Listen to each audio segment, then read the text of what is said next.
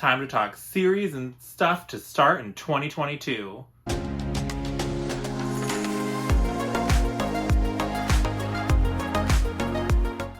Hi guys, welcome back, bienvenue, however you want to say it. Today we're talking about series that I want to continue, complete, or start in the year 2022. Up first, we have a series that I've been working my way through slowly but surely. I think I'm almost like 2 years into it at this point, which, hi. So this is The Wheel of Time. I've currently read books 1 through 11. This is book 1 that I'm showing you right now, The Eye of the World. But I've read books 1 through 11, and my history with The Wheel of Time has been very up and down, shall we say. I was really loving the series, and then I hit the infamous slog of books 8, 9, and 10, especially 10. And my goodness, I won't go into it too much here. I talk about it a lot in my December wrap-up and stuff like that. But I'm taking a little bit of a break from Wheel of Time. I don't think I'm going to touch it at all in February. Then I'll jump back on that train probably in March to work on finishing up those last 3 books. But if you somehow have been living under a rock and have never heard of The Wheel of Time, it's a very classic fantasy series that has been around, I think, since the 80s or 90s.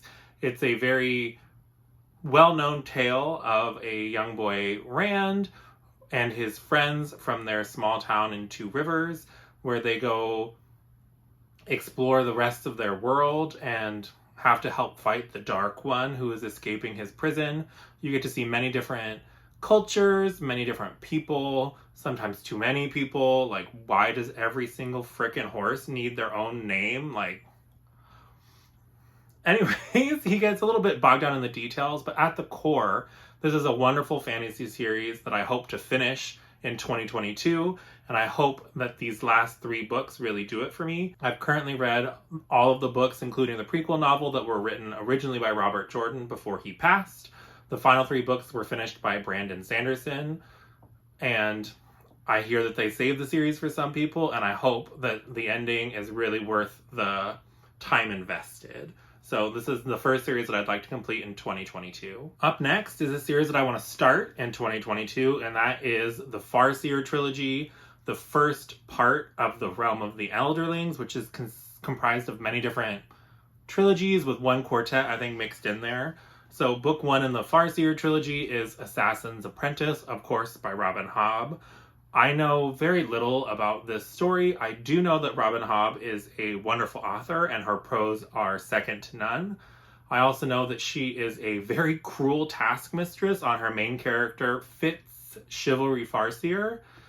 I know that she really puts the poor boy through hell. And so I know that also that this first book is many people's least favorite, or they say it's the weakest overall in the series. And so I will definitely give more of these books a chance. I do own the entire Farseer trilogy, and so I will at least read book 2, regardless of how I feel about book 1. But I am excited to start on my journey here. Since I know so little about this series, let's go ahead and just check out the blurb. The kingdom of the 6 duchies is on the brink of civil war when news breaks that the crown prince has fathered a bastard son and is shamed into abdication. The child's name is Fitz, and he is despised. Raised in the castle stables, only the company of the king's fool, the ragged children of the lower city, and his unusual affinity with animals provide Fitz with any comfort. To be useful to the crown, Fitz is trained as an assassin, and to use the traditional magic of the Farseer family. But his tutor, allied to another political faction, is determined to discredit, even kill him. Fitz must survive, for he may be destined to save the kingdom. So like I said, this is book 1 in the Farseer Trilogy, and I'll be picking this up very soon. The next series I want to start is a science fiction, science fantasy. I'm not totally sure where it's classified, but that would be Dune by Frank Herbert. I'm interested in the story because I did see the movie, and I've heard that it's maybe the first half of the book, that there's some kind of time jump that happens partway through the book, and you kind of leap forward into future events, but I really don't know much. I do know that this is a kind of politically driven story for the most part, and so I'm kind of excited to see where it goes. So just briefly, described as set on the desert planet Arrakis, Dune is the story of the boy Paul Atreides, heir to a noble family tasked with ruling an inhospitable world where the only thing of value is the spice melange, a drug capable of extending life and enhancing consciousness, Coveted across the known universe, melange is a price worth killing for. When House Atreides is betrayed, the destruction of Paul's family will set the boy on a journey toward a destiny greater than he could ever have imagined. And as he evolves into the mysterious man known as Muad'Dib, he will bring to fruition humankind's most ancient and unattainable dream. It sounds like a pretty interesting mix of like political stuff with maybe some fantasy elements thrown in there with him becoming this Muad'Dib, whatever that means. I am really curious to check it out. I know that many different people, especially on BookTube, laud this as one of their favorite series or books of all time. People like Mike's Book Reviews and Books with Brittany both love this series to death, and especially Brittany with how much she shouts from the rooftop about this book and this series. I'm really excited to check it out and find out what all the fuss is about. The next series I plan to start is The Faithful and the Fallen series. This is book 1, Malice by John Gwynne. This is a quartet of epic fantasy novels where I think they are very maybe military-esque. I don't really know. I know it's full of prophecy and that kind of thing. I've heard many, many good things about the overall Faithful and the Fallen series. And so I'm excited to finally pick this book up and join in that hype. It is described as the Banished Lands have a violent past where armies of men and giants clashed in battle. An uneasy peace reigns, but now giants stir once more. The very stones weep blood, and there are sightings of gigantic worms. Those who can still read the signs see a prophecy realized. Sorrow will darken the world as angels and demons make it their battlefield. So it sounds like a very fast-paced, exciting kind of adventure fantasy where we have different chosen ones that are destined to battle, and we're following this prophecy in the Banished Lands.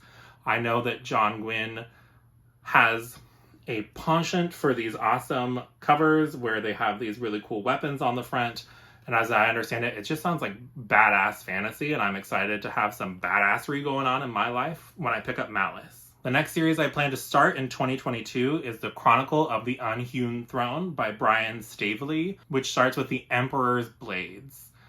I know next to nothing about this series. I got excited to check it out because Alan from Library of Alexandria is hosting a read-along of The Chronicle of the Unhewn Throne starting next month.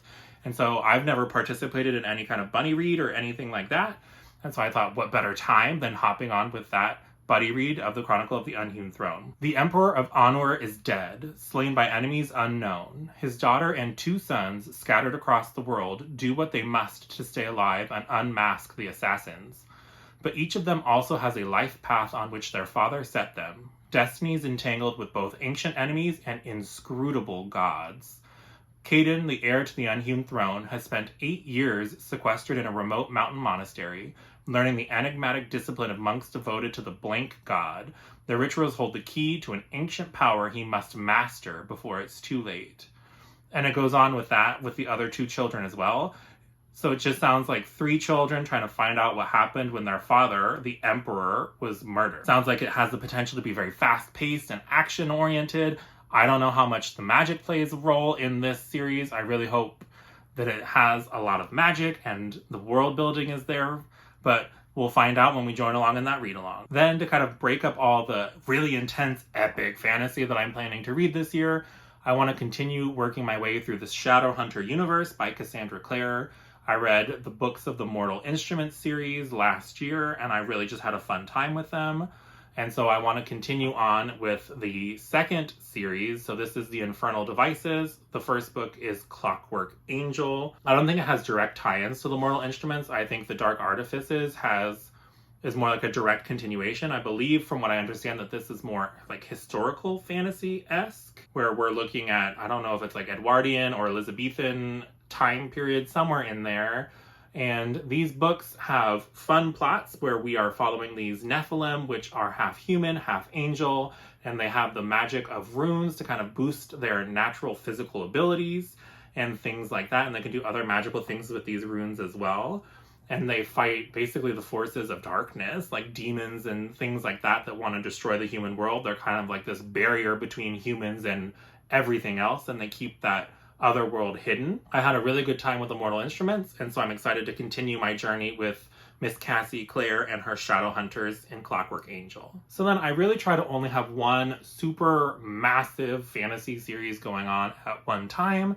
And so since I'll be finishing the Wheel of Time this year, since I only have 3 books left, it's the perfect time to finally take on the behemoth that is the Malazan Book of the Fallen by Steven Erikson. This is book 1, Gardens of the Moon.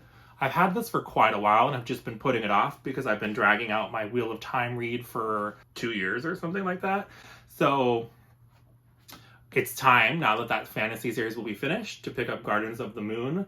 As I understand it, people have a very hard time describing what this book is about, so I'm just going to read a little bit of the synopsis on the back. The Malazan Empire simmers with discontent, bled dry by interminable warfare, bitter infighting, and bloody confrontations with ancient and implacable sorcerers.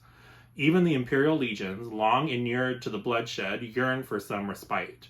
Yet Empress Lysine's rule remains absolute, enforced by her dreaded claw assassins. For Sergeant Whiskeyjack and his squad of bridge burners, and for Tattersail, their lone surviving mage, the aftermath of the Siege of Pale should have been a time to mourn the many dead. But Darujistan, least of the free cities, yet holds out. It is to this ancient citadel that the scene turns her predatory gaze. However, the Empire is not alone in this great game. Sinister, shadowbound forces are gathering as the gods themselves prepare to play their hand. As far as I know, Steven Erikson is some kind of like anthropologist, so it sounds like the history of his world is incredibly deep and rich, going back thousands and thousands of years with these different civilizations and cities. I also understand that there are many deep themes such as hope explored throughout this series, and that it does kind of lean towards more of a military fantasy. But I've also heard that it's incredibly dense and difficult to get through, but I'm curious to put myself to the test and see how I feel when I finally start my journey on Malazan. Then this seems to be the year of dark, depressing, kind of gritty reads for me, so I'm also going to be checking out Lord Grimdark himself, the first Law Trilogy, which book 1 starts here with the blade itself. Even the book itself has no synopsis for what it's about, and every description I've ever heard seems to say that there is very little to no plot, that it is mainly a character-driven story where you come to love these not so great characters and kind of just follow them through this world. That's very different for me. I tend to like a nice juicy plot, but I do like me some interesting characters as well. So it'll be quite the experiment for me to kind of check out how good Mr. Joe Abercrombie is at doing that. Many people love the first Law universe and shout about it every day, all day, about how wonderful characters like Glokta are. And so it's time to finally see if I agree. Then back to series that I'll be continuing. I started the first 2 books of the Dresden Files towards the end of last year, and I had a great time with them. I love Buffy, Charmed, Angel, all of those kind of urban fantasy-esque shows, and Dresden Files really kind of fit that vibe. It is about Harry Dresden, who is a openly practicing sorcerer in the city of Chicago, where he kind of freelances for the police department as well as private parties, helping them solve these preternatural involved cases. So far, it's been very monster of the week. There hasn't really been a more overarching or deeper plot that I've found yet, but I do hear that after books maybe 4 or 5, we start to really get a glimpse into that deeper underlying storyline, and it catapults this series by Jim Butcher into the heights of some people's favorite series of all time. So I'm really excited to see what that main through line is and how it gets so much deeper from this initial place where it's very monster of the week, just kind of having a fun time. The last series I'm talking about today is the Nevernight Chronicle by Mr. J. Kristoff. I read The Empire of the Vampire last year, and it ended up being my favorite read of the entire year. And so I want to check out his other works. I know most, or not most, but some of his other work is in the more YA category, and I'm not super interested in going into that this year. I've been reading more YA recently, and I'd like to go back into my more adult fantasy and get some of those deeper thoughts going and stuff like that. And so I'm going to be checking out the Nevernight Chronicle. So if we check out how it's described, it's in a land where 3 suns almost never set, a fledgling killer joins a school of assassins seeking vengeance against the powers who destroyed her family. It sounds kind of in line with a lot of series that are coming out more recently. It's this kind of revenge assassin tale, and I've heard really good things about it. I think there's a talking cat, and I know that Mia Corvair, the main character, is some people's favorite character in all of fiction. People have tattoos from this series on their bodies. And so, since I loved Empire of the Vampire so much, I'm just excited to check out what else Mr. Kristoff has written. So that's it for series that I'd like to complete, continue, or start in 2022. Have you read any of these, or are you planning to read them this year? Let me know in the comments down below if there's any of these series that I should prioritize above others because you're more excited to hear me talk about them, or if you'd like to buddy read or anything like that, please let me know because I'm super excited to just talk to people about books. That's all I have for you today. If you liked this video, please give it a like. If you want to see more bookish stuff like this from me, go ahead and hit that subscribe button. Other than that, I hope you have a great rest of your day, and I'll see you again soon. Bye!